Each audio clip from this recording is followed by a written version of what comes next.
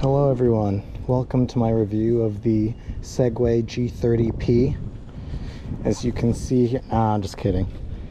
Yeah, I think one of the first things I wanted to do discussing the Segway GT2 was to just have it side by side with one of these things, because I think that was the first thing I wish I'd seen before buying this, because the difference is shocking.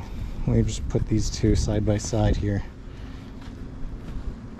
Yeah, so as you can see,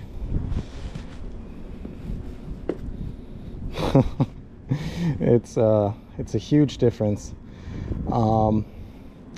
Yeah, and then in terms of like actually resting your hands on here, I was only used to having one hand on these brakes, but now that you have two, it's actually shockingly important that you use both hands to brake, otherwise your tires legitimately slip.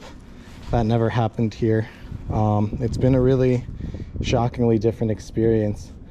Also, the speaker works a lot better on the GT2 than on the G30P.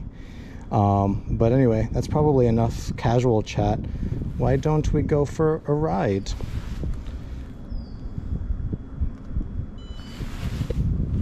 Okay.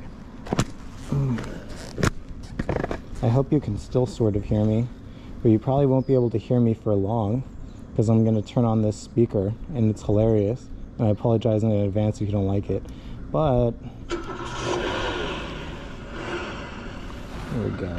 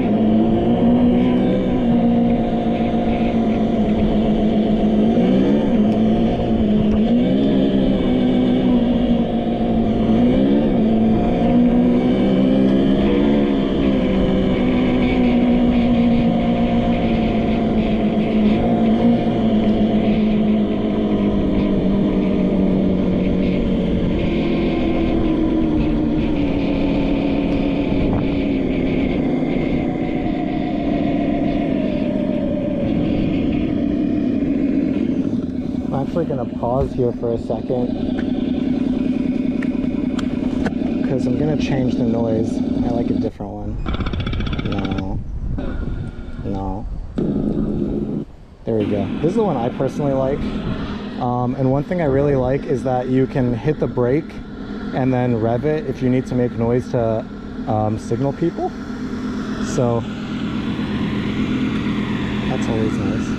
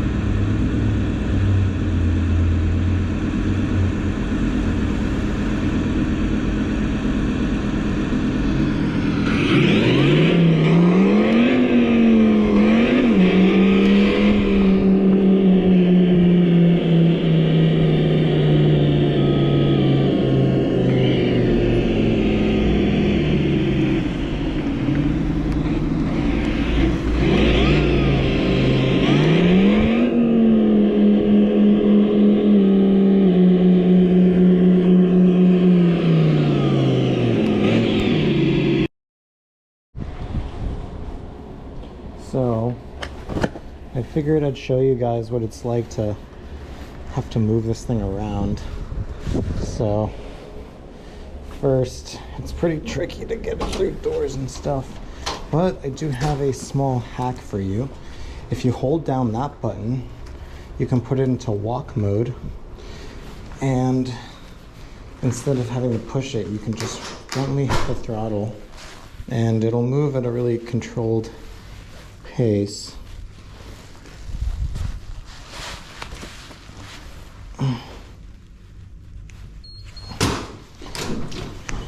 Okay, there you go. See? Really controlled, but a lot easier. So we'll just gently hit the throttle into the elevator.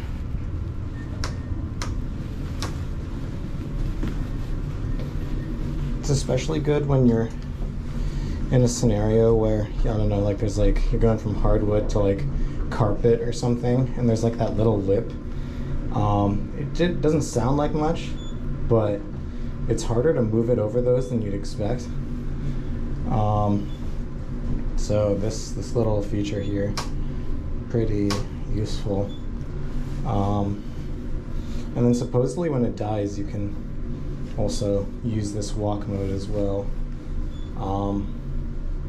Although I don't really think it's meant for riding, because what it'll do is like the power kind of oscillates. Like it'll bring you to 5 miles an hour and then it'll like die to like 3 and then go back.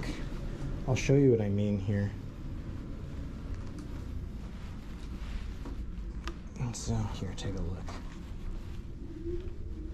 So we hit 5 or 4, then it slows down to 2, and then it goes back up again. And the entire time the throttle was pinned. So that's a little weird, but yeah. Hopefully that gives you some idea of what it's like to own this thing. Now I'm gonna try and get it inside. Take care, y'all.